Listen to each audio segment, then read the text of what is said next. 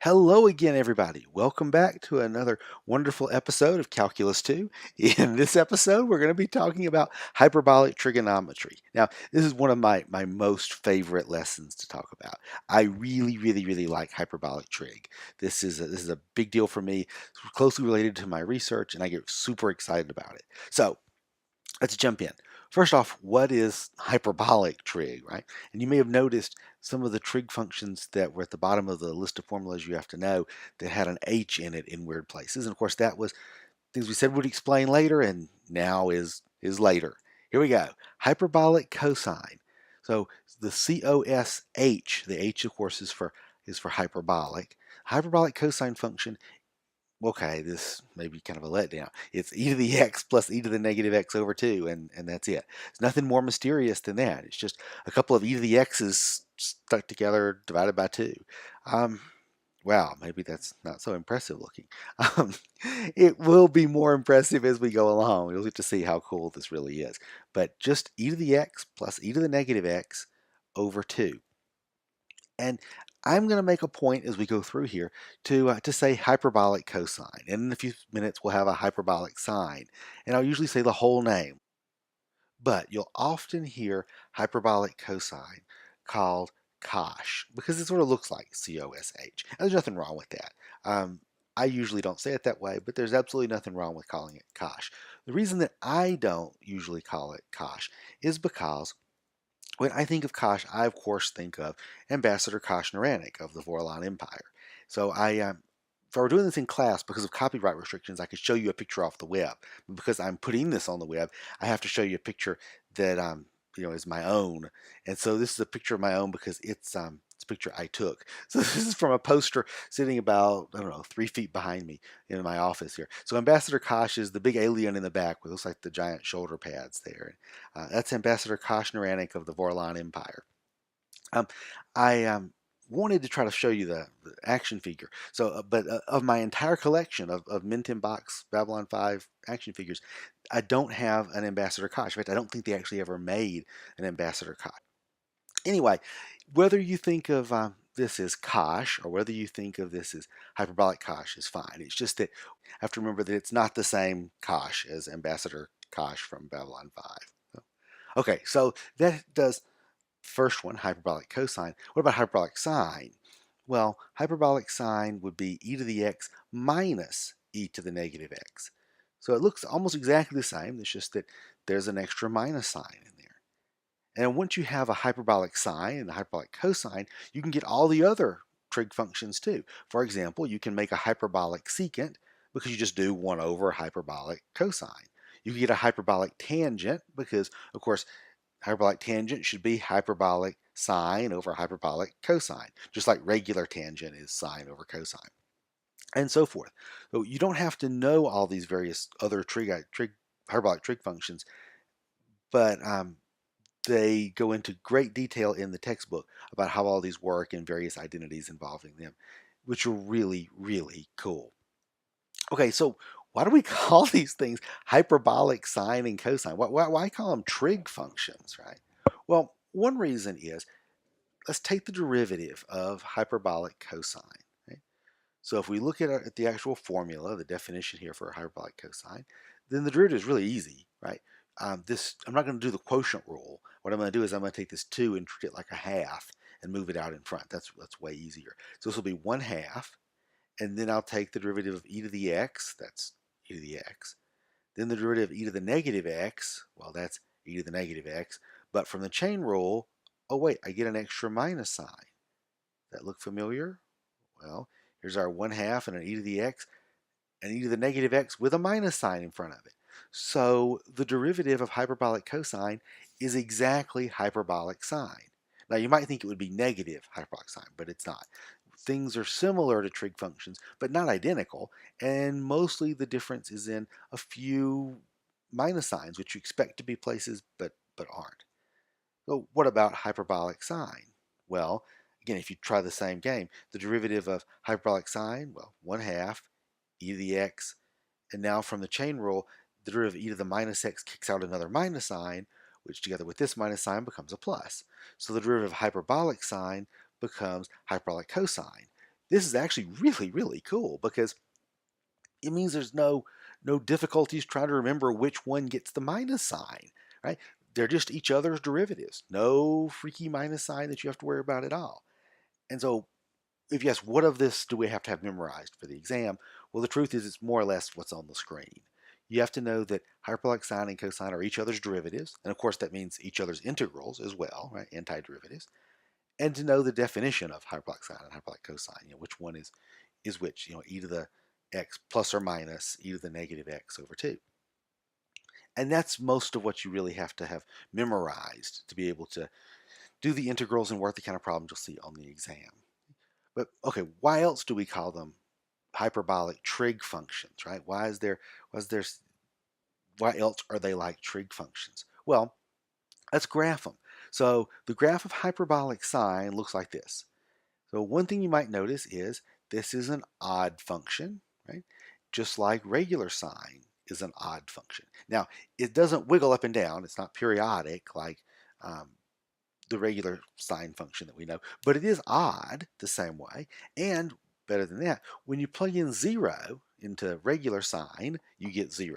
When you plug 0 into hyperbolic sine, you also get 0. Well, that's really cool. What about hyperbolic cosine? Well, the graph of hyperbolic cosine looks like this. Notice it's even, just like our regular old friend cosine had an even graph. Again, it doesn't wiggle, but we're not trying to recreate sine and cosine. We're just trying to do something which is similar.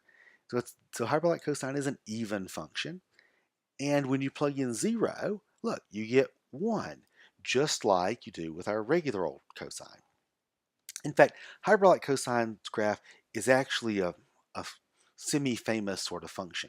This is a really important sort of graph that shows up in lots of things. Now, you may look at it the first time and think, oh, it looks like a parabola, right? It's kind of a U-shape. It's not a parabola. It grows way faster than a parabola. It's much steeper than a parabola would be. And it's not a parabola. But just like parabolas show up all over the place in engineering and physics, like for example, if you shoot a cannonball, the path that the cannonball makes, ignoring wind resistance, is a parabola. The same sort of thing happens here. This is an important physics and engineering function, and it has a name. This is actually called a catenary. That's what this curve is. This is super important in things like mechanical engineering and such because one reason, if you were to take a wire and hang it between two poles, like between telephone poles or a cable strung between two poles, it'll hang down and droop, and the shape is a catenary. And of course, not necessarily this catenary, but just like you can take a parabola and shift it and stretch it and turn it upside down and stuff, it's the same sort of thing, right? You can take catenaries and shift them and stretch them, move them around, and especially turn them upside down. And we still call them catenaries, even though it's a translation or transformation of this graph. So let me show you the most famous catenary. The world's most famous catenary is this one. So take a second, think, recognize that one?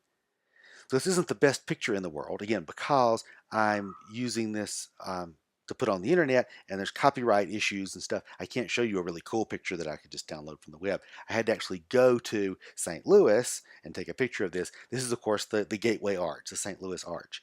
The trees are kind of in the way and it's not the best picture in the world, but again, I'm not the best cameraman in the world. So maybe a better picture, you can see more of the whole thing, is this one. But of course, it doesn't look quite the same because it's at an angle, right? I'm standing at the base of one of the legs and see you go up in the air. So, okay, it's the best I could do. But again, maybe you appreciate the fact that I went all the way to St. Louis to take this picture for you and be able to use it, on the web here. The fact that I went to St. Louis, had absolutely nothing to do with, the St. Louis Cardinals or baseball, or the fact that my wife's grandfather actually played minor league ball for the Cardinals, and we spend most of the summer watching the Cardinals on TV. It had nothing to do with that at all, really, at all. Okay, what else can we do with these? They're like trig functions. Well, when you have trig functions, one of the first things you do is you talk about identities. And there's tons of identities that look almost the same as the regular identities we're used to. For example, hyperbolic cosine squared minus, not plus, but minus hyperbolic sine squared is 1. And this is actually super easy to prove. All you have to do is take hyperbolic cosine and hyperbolic sine that's at the bottom, square them, FOIL all that mess out, and just do some algebra. You just beat on it with some algebra and out, cancels everything and just you're left with a 1. That's really, really, really cool. Um, Another example is hyperbolic sine of 2x is 2 hyperbolic sine of x, hyperbolic cosine of x. That's exactly the same identity as for regular sine and cosine. So what you'll see if you look through the book, there's tons more of these. I won't go through them anymore because we don't need to have them memorized or anything. I just want to point out that it's really, really cool. When you look at these, they all look either exactly like the regular version you're used to, or there's random minus signs that seem to be off. But it's really, really, really cool. And of course, the easy thing about this is that you can prove them all just by doing algebra. There's no real trig or stuff that you had to learn when you were doing trig identities to deal with here. You just take the e to the x plus or minus e to the negative x over 2, stick it in there and simplify. Okay, so we should probably do some calculus now. At least one example to sort of remind you of what's going on. All that you really have to know from this section is that hyperbolic sine and cosine are each other's derivative, and of course antiderivative. So if you had a problem like this one, here's 3x and then hyperbolic sine of 4x squared. This is just screaming out, of course, for u substitution. Right? So if I let u equal 4x squared, then the derivative would be 8x. And look, sure enough, I have an X sitting right out there, screaming and waving its arms, going, "Hello, I'm here to be used as the du in your u substitution problem." Right? So I really need an 8x, and instead I have a 3x. What I'm going to do is take the 3 and just stick it outside somewhere. Then stick a 1/8 in there, so I'll end up with 3/8 when I'm done. And I'll have hyperbolic sine of u, which of course integrates to hyperbolic cosine of u. So the whole thing becomes 3/8 hyperbolic cosine of 4x squared plus c. Again, this is another example of doing u substitution really quickly. So if this looks a little funny, you want to write out some more steps, it's okay.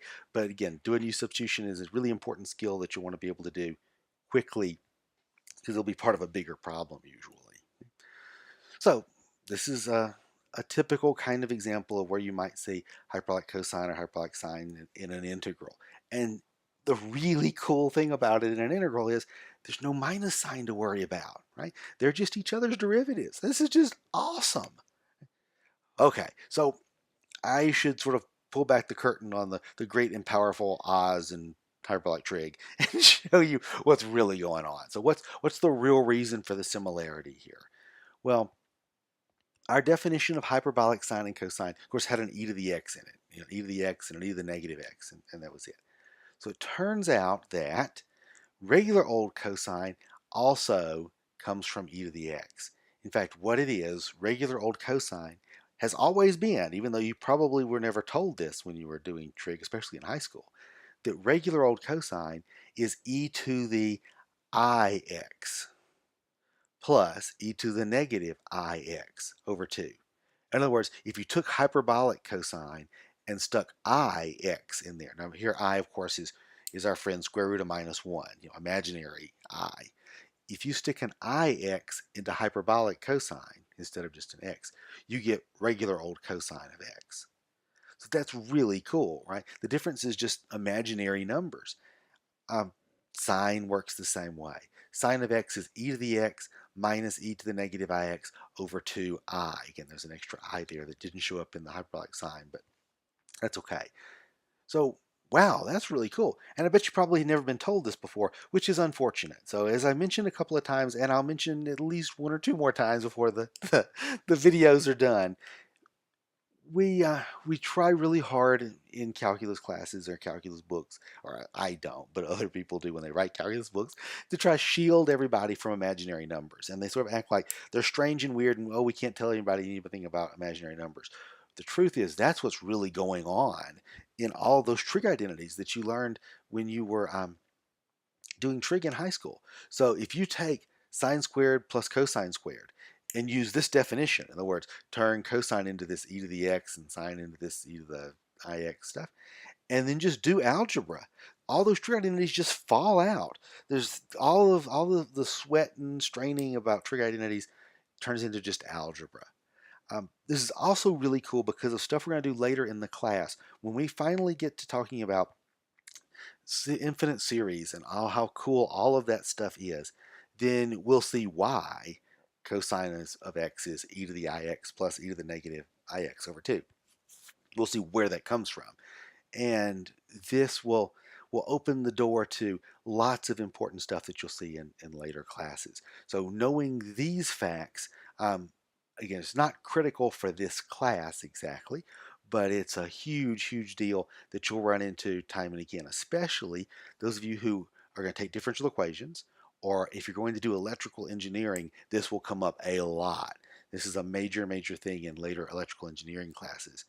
This also shows up in the math for physics classes that we teach. So one last advertisement. And if you ever get a chance to take a math class on complex numbers, so all of the story of calculus with complex numbers, we teach a class like that at Tech every other year. And I really encourage you to take it because it's so awesome. I mean, the beauty of how everything fits together is really awesome. All right, so you can tell I get excited about this. This is one of my most favorite things in the universe to talk about. I even went to St. Louis, and it totally didn't have anything to do with the Cardinals.